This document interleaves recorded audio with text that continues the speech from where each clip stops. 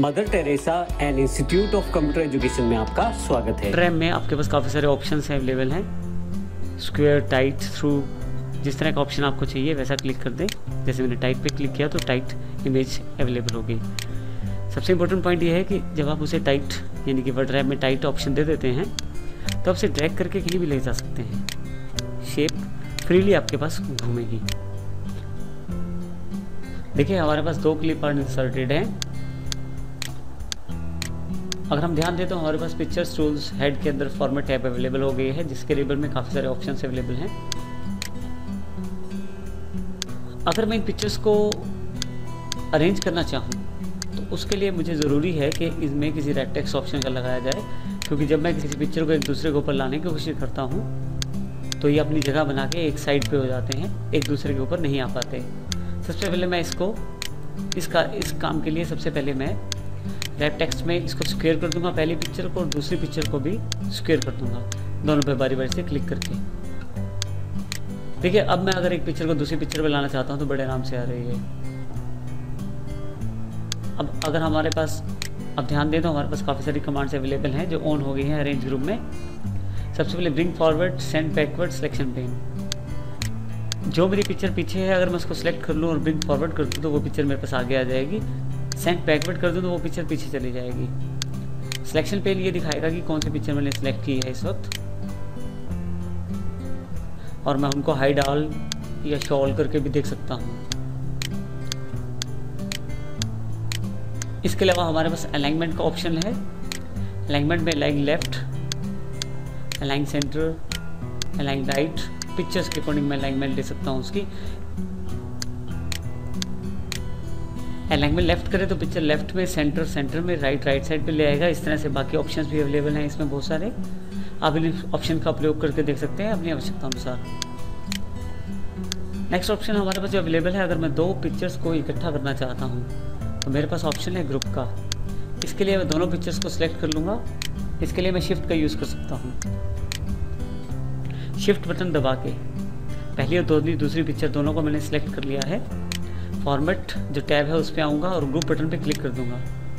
हमारे पास ग्रुप और ungroup 2 option available हैं, क्योंकि अभी ये दोनों पिक्चर्स अलग अलग हैं। जैसे मैं ग्रुप करूँगा तो पिक्चर्स एक हो जाएंगी।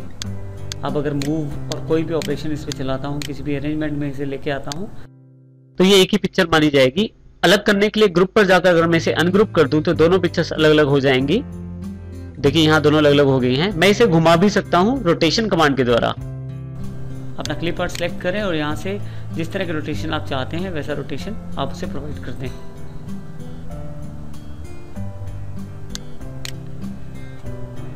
नेक्स्ट सेगमेंट है क्रॉप का। अगर मैं किसी पिक्चर का कोई भाग काट के अपने पास रखना चाहता हूँ या छोटा करना चाहता हूँ पिक्चर को, तो क्रॉप ऑप्शन अवेलेबल है। क्रॉप पे क्लिक करें। पिक्चर को काटने के लिए साइड पर छोटे छोटे क्रॉप हैंडल्स अवेलेबल हो जाएंगे। ये देखिए यहाँ पे क्रॉप हैंडल हमारे पास अवेलेबल है हर तरफ। इन क्रॉप हैंडल्स को यदि मैं अंदर की तरफ या बाहर की तरफ खींचता हूं तो अपनी रिक्वायरमेंट के अकॉर्डिंग मैं पिक्चर को छोटा बड़ा कर सकता हूं। जैसे देखिए मैंने पिक्चर को थोड़ा सा छोटा करने की कोशिश की है साइज में। जैसे मैं इस पर डबल क्लिक करता हूं या बाहर क्लिक करता हूं तो मेरे पास ये पिक्चर क्रॉप होके अवेलेबल हो जाता है। यहाँ से मैं पिक्चर की हाइट विड्थ भी सेट कर सकता हूँ। पिक्चर सेलेक्ट करें और उस पर आप अपने अकॉर्डिंग हाइट और उसकी विड्थ सेट कर दें, तो जो हाइट और विड्थ आपने ली है उसके अकॉर्डिंग आपकी पिक्चर आपके पास अवेलेबल हो जाएगी। ये हमारे साइज ग्रुप्स के अंदर के ऑप्शन थे। इलस्ट्रेशन जो आपका ग्रुप है उसमें लास्ट ऑप्शन हमारे पास अवेलेबल है स्क्रीनशॉट का।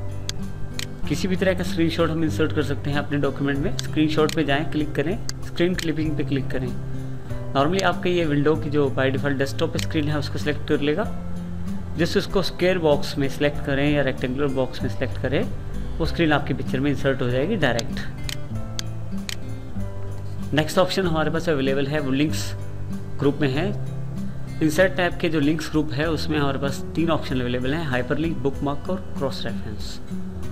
हाइपरलिंक का अर्थ है किसी दूसरी फाइल से लिंक करना, किसी टेक्स्ट को किसी दूसरी फाइल से लिंक कर देना। जैसे कि मैंने जो मेरे पास ये टेक्स्ट लिखा हुआ है इसको सिलेक्ट करता हूँ, मैं हाइपरलिंक पे क्लिक करता हूँ ये मुझसे मेरी फाइल का नाम पूछेगा जिससे मैं लिंक करना चाहता हूँ। जहाँ मैंने अपनी फाइल रखी हुई है उस जगह का एड्रेस देकर और उस पर्टिकुलर फाइल को सिलेक्ट करके मैं ओके कर दूंगा। तो देखिए ये ब्लू कलर का हो गया है, इसका मतलब कि हमारा लिंक तैयार है। आप अगर माउस लेके जाएं तो आपको ये बताएगा तरीका कैसे आप लिंक को खोल सकते हैं और उस फाइल की लोकेशन क्या है। तो आपको खोलने का तरीका है Ctrl+क्लिक। आप कीबोर्ड पे कंट्रोल की दबा के रखें और माउस के साथ इस टेक्स्ट पे क्लिक करें। जब आप हाइपरलिंक पे क्लिक करने के लिए माउस लेके जाते हैं तो उसका आकार हाथ के आकार जैसा हो जाता है, जैसे देखें। अब अगर इस पे मैं क्लिक करता हूं तो वो फाइल जिससे आपने लिंक किया था फाइल आपके सामने आ जाएगी।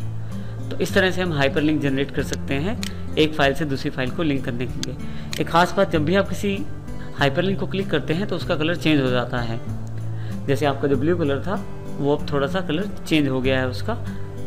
इसका मतलब ये हुआ कि ये आपको ये जानकारी दे सकता है कि इस हाइपरलिंक पे आप पहले से क्लिक कर चुके हैं। लिंक्स में जो नेक्स्ट ऑप्शन हमारे पास अवेलेबल है वो है बुकमार्क का। बुकमार्क में आप ये याद रख सकते हैं कि आप कौन सी लोकेशन पे थे या कौन सी जगह पे थे अपने डॉक्यूमेंट में। जिस जगह या जिस प्लेस को याद रखना चाहते हैं, जिस टेक्स्ट को याद रखना चाहते हैं उसको सिलेक्ट कर लें। बुकमार्क ऑप्शन पे जाएं, बुकमार्क का टाइटल दें और ऐड कर दें। नेक्स्ट ऑप्शन में याद रखना चाहता हूँ थोड़ा सा नीचे आके, जो ये इंपॉर्टेंट सेगमेंट है।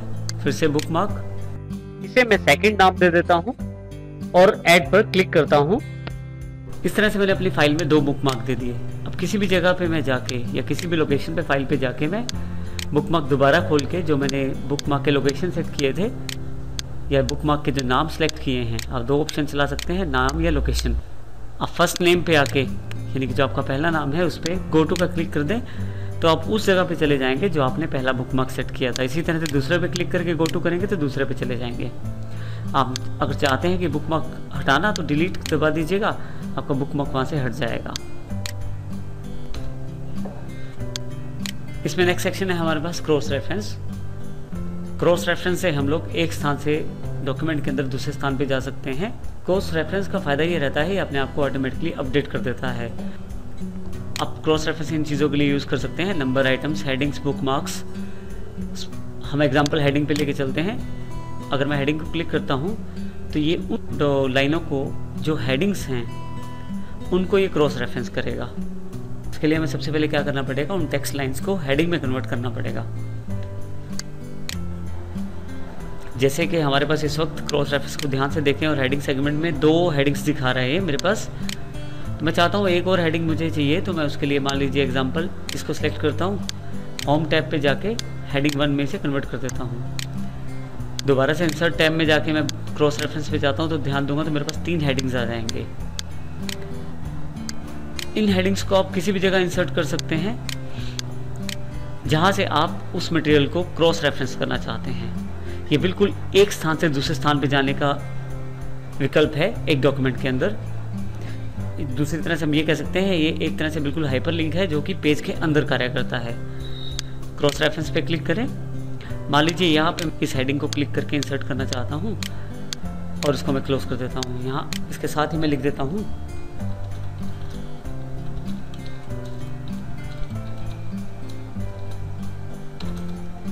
For more details. एक आपके सामने वो हेडिंग इंसर्ट हो गया। फिर से अगर आप ध्यान दें तो Ctrl+ क्लिक करके मैं उस जगह पे जा सकता हूँ जिससे ये हमारी लाइन कनेक्टेड हैं।